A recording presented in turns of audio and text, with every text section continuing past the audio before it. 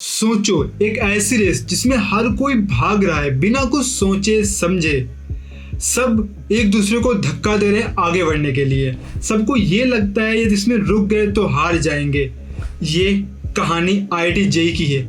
यह एक rat race. एक तरफ बहुत सारे लोग टूट जाते हैं, डिप्रेशन में चले जाते हैं, एंजाइटी हो जाती है उन लोगों को, और बहुत सारे तो पंखे से लटक जाते हैं, कुछ तो बिल्डिंग से कूद जाते हैं। बट यहीं पर बहुत सारे ऐसे भी बच्चे होते हैं जो इसी डिप्रेशन को, इसी एंजाइटी को अपना फ्यूल बनाते हैं और आगे बढ़ते रहते हैं। बट असली सवाल अब भी वही है कि आईआईटी जेईई एक रेट रेस है या एक ऐसी जर्नी जो कि आपको एक बेहतर इंसान बनाती है।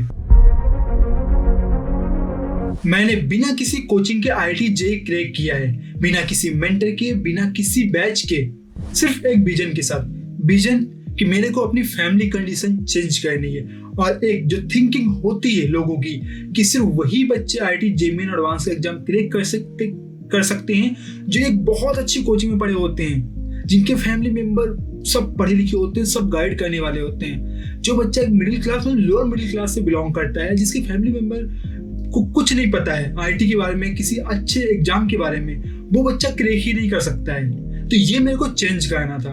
बट ये प्रिपरेशन इतनी आसान नहीं थी।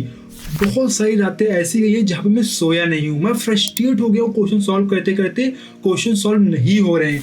बहुत रातों में सोया हूँ मैं अपनी जेईई प्रिपरेशन के दौरान, और इतना अकेला महसूस करता था कि यार मैं कैसे क्रैक कर पाऊंगा, मेरे से तो क्वेश्चन भी नहीं बन रहे हैं। तुम ये चीज समझो कि एक बच्चा जो कि कोटा में बैठा है, जहाँ पर प्रेशर बहुत ज्यादा है क्योंकि सब भाग रहे हैं, सबके नंबर अच्छे आ रहे हैं, सब अपना अपना स्कोर बताते घूम रहे हैं, और एक दूसरे से पूछ रहे भाई तेरा कितना आया, भाई तेरा नंबर कितने आए हैं। तो उस बच्चे पे क्या गुजर रही होगी।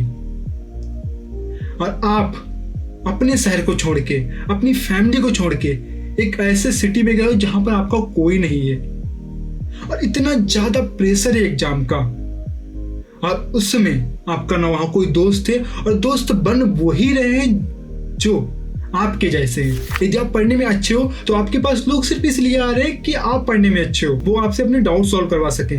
यदि आप अच्छा नहीं कर रहे हो अपने एग्जाम में, आप अच्छे नंबर नहीं ला रहे हो, तो लोग आपको इग्नोर कर रहे हैं, आपसे कोई बात नहीं कर रहा है। तो वो कितना ज्यादा प्रेशर हो जाता है।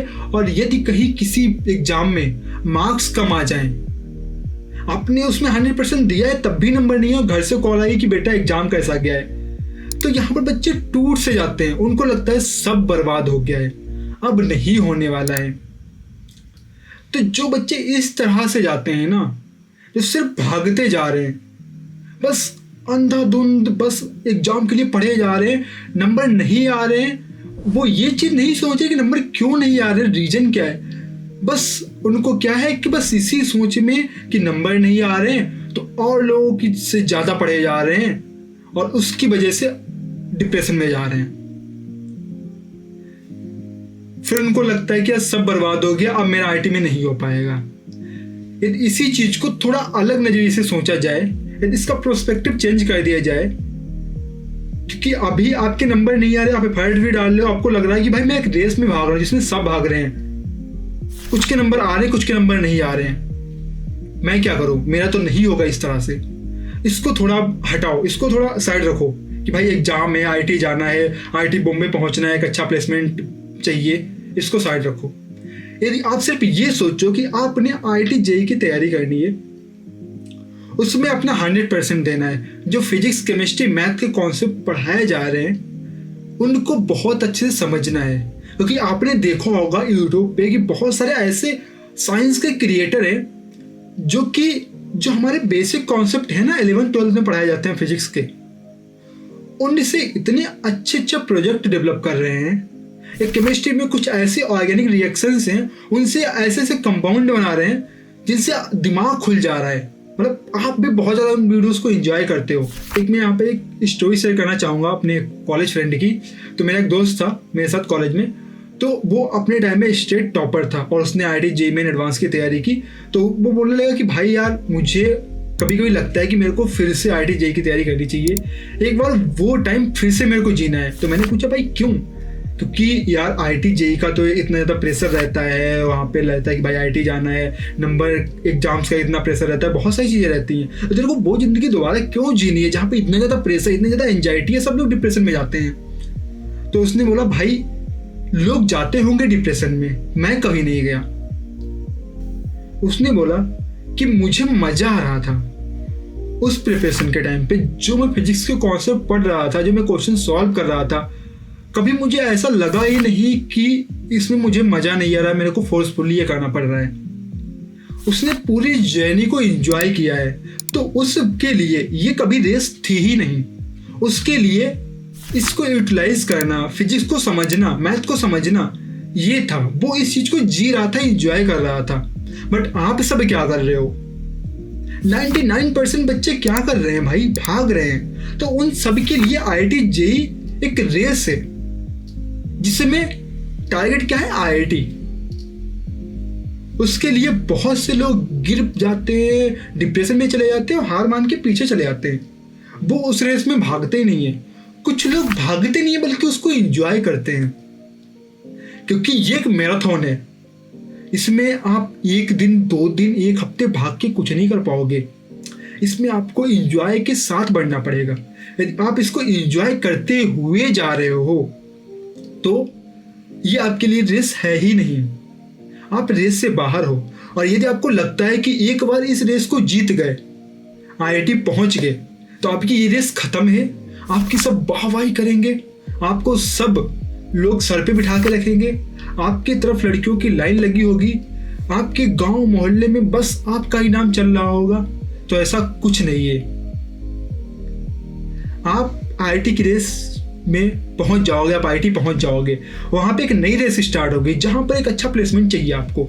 उसके लिए आप उन बच्चों से कॉम्पीट कर रहे होगे, उनके साथ रेस में भाग रहे हो जो ऑलरेडी भाग के आए हैं, जो कि इंडिया के टॉप 1% हैं। ठीक है, आप उनमें भाग रहे हो और उसमें भी 1 करोड़ से ऊपर का पैकेज बहुत कम लगता है। 2-3 लोगों का, मतलब 4-5% मान के चल लो, तो उसमें आपको पहुंचना है। और एक बार आपका चलो ठीक है, आपने वो रेस भी अचीव कर ली और फिर उसके बाद आपकी रेस दूसरी स्टार्ट होती है कॉर्पोरेट की।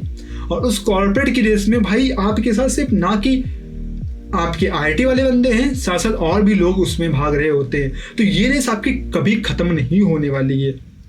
तो सिर्फ मोड चेंज होता है बट रेस खत्म नहीं होती है। तो आप चाहे जेई की रेस में भाग रहे हो, चाहे आप अदर किसी भी चीज की रेस में भाग रहे हो, आपको इसको एंजॉय करना है।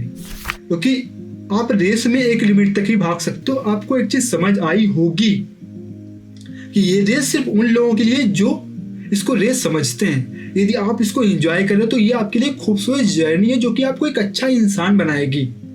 और जब आप किसी अदर कॉलेज में जाओगे, चाहे आप आईआईटी हो गया, चाहे एनआईटी हो गया या अदर किसी भी कॉलेज में हो गया, क्योंकि जरूरी नहीं है कि आपका आईआईटी में हो, क्योंकि इतने लोग कॉम्पीट कर रहे हैं, बहुत ज्यादा कॉम्पिटिशन है। यदि आपका नहीं भी होता है ना, तो किसी अदर कॉलेज में जब आप जाओगे ना, तो वहां पर आप बहुत ज्यादा एंजॉय करोगे। आपको बनना है एक इंजीनियर, आपको एक बेटर इंसान बनना है, बेटर इंजीनियर बनना है।